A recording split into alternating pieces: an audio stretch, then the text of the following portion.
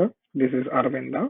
I would like to present about the latest trends in information technology, and I would like to start the presentation with an introduction and then move on to presenting about the latest five trends that I have come up with, and then moving on to the ethical issues related to these trends. And I would like to finish this presentation with a conclusion. So, moving on to the introduction, we all know that information technology is the main facilitator for any technological advancement, and these advancements could have positive or a negative impact for human life. For example, during the COVID-19 pandemic, information technology is what kept us running and what kept us safe at our home, and we were still able to work remotely due to the advancement of technology.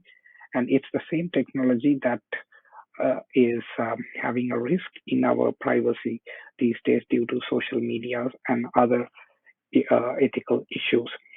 So it is very important for business and individuals to keep up with the information technological trends in order to know their opportunities and threats that could be caused due to these advancements. And failing to understand these trends could uh, result in a wastage of organizational resources due to improper planning of information technology structure. So I would like to now move on to the five trends that I've discussed. So these five trends are cloud computing, artificial intelligence, Internet of Things, big data analytics, and distributed enterprises. So I would start with the cloud computing. Cloud computing could be known as delivering computer services over the internet. So this provides flexibility and remote access and faster innovation. So delivering computer services such as server storage, database, and networking, or software analytics and intelligence over the internet could be known as cloud computing. And these are the mainstream providers of cloud computing, who are Amazon Web Services, Microsoft Azure, and Google Cloud. So they are the main players in this industry. And cloud computing can be divided into three parts.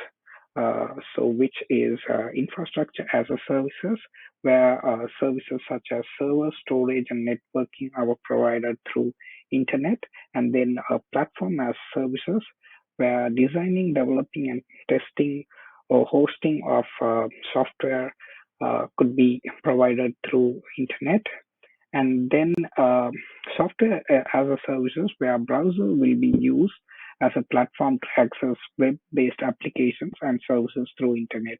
And software as a services is one of the main or the most common service used by individuals and businesses across the globe. So one of the main advantage of cloud computing is that it provides a mobility, such as being able to access files from different devices at the same time, because they are centrally stored rather than storing them in individual device. And there is also very less risk of using losing files in cloud computing. And it also provides flexibility for an organization where they can subscribe to cloud infrastructure and focus more on their business operations without devoting more time to manage their IT infrastructure. And one of the main example of for a business that's using cloud computing service is Netflix. It's a very well-renowned video streaming platform that uses Amazon Web Services for their for most of their cloud computing needs. And when we take the Porter's value chain, we can say that Netflix uses AWS or the cloud services for their primary activities such as operations, service, marketing, and sales. Moving on to the next trend, I would like to discuss about artificial intelligence. So, artificial intelligence is when computer science and big data analytics are combined for decision making. So combination of these two fields has now enabled machines to mimic the decision making or problem solving ability of human. So uh, and this term has been around for a long time, but we have now focused more on the weak AI rather than strong AI. So weak AI is where when a machine has the ability to think and process or focus on only on one or few tasks. For example, Amazon Alexa, Apple Siri, and autonomous driving vehicles such as Tesla are weak AI, and we don't actually have a current example for strong AI as the module is still under development, where strong AI will be able to use or think self-consciously and solve problems like human, like the way we have used to do all this time. And one of the main industry example for using artificial intelligence is the Amazon recommendation systems, where Amazon uses past data collected from their customers in order to suggest uh, products that the customer will need in future. And this activity, according to Porter's value chain, can be considered as primary activities in marketing and sales. Moving on to the next trend, I would discuss about Internet of Things. So, Internet of Things is the ability to network everyday objects with sensors, software, and other technologies in order to connect and exchange data over Internet. So, these objects could be our day-to-day household appliances, automobiles, and security systems. When they are connected to internet, they open up many opportunities for businesses and individuals. So this can be considered as one of the main or important technology in the current century. So, and one of the main example of using Internet of Things in day-to-day business activity would be Tesla cars, where they use Internet of Things to connect their cars, the automobiles, to internet, and with that they are able to gather data regarding their uh, service timings and any repairs for the cars, and also since the cars have autonomous driving ability, when one car learns special knowledge, it could be easily transferred to all the vehicles. So these are the possibilities of using Internet of Things in day-to-day business activities. Now I'd like to move on to the next trend, big data analytics. So big data analytics is a growing trend in information technology, and it is a complex process of being able to uh, study big data to reveal hidden information such as hidden patterns, correlations, and market trends that can help organizations make better decisions. So organizations can use the help of big data analytics to make better informed and decisions in order to improve the outcomes of their uh, day-to-day business activities, and and also enables them to effectively uh, make decisions.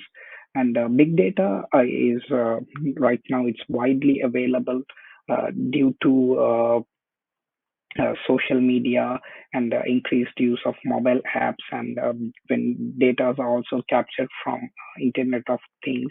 So now we have many sources to collect big data, and these data will contribute a lot to the decision making process of any organization.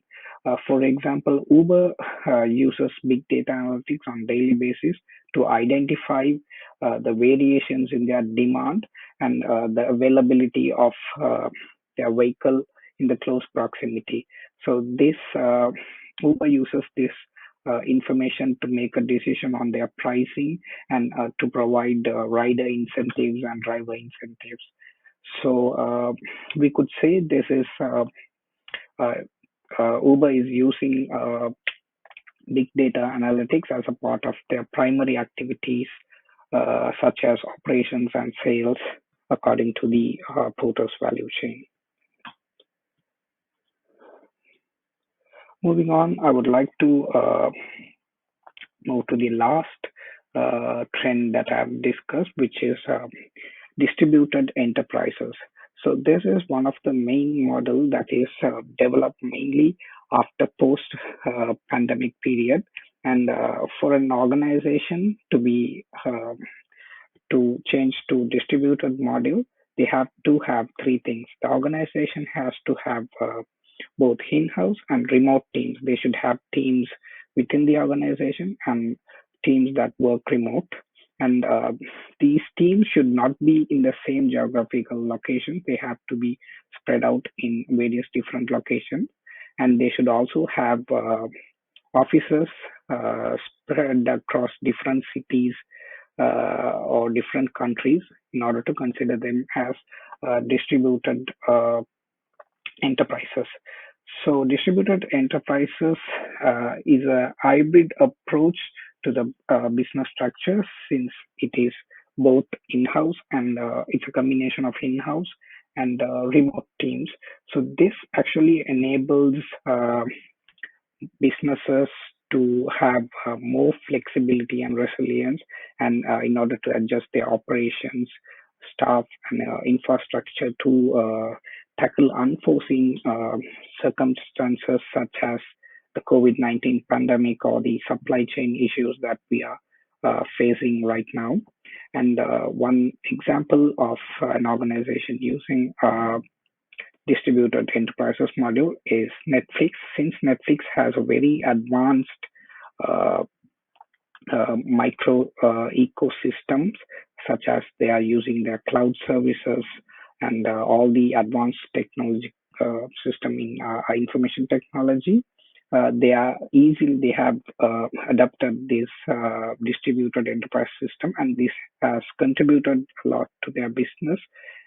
For example, they have teams in Japan in order to know their Japanese market and cater to them accordingly. So this has helped to boost their subscribers in various part of the world.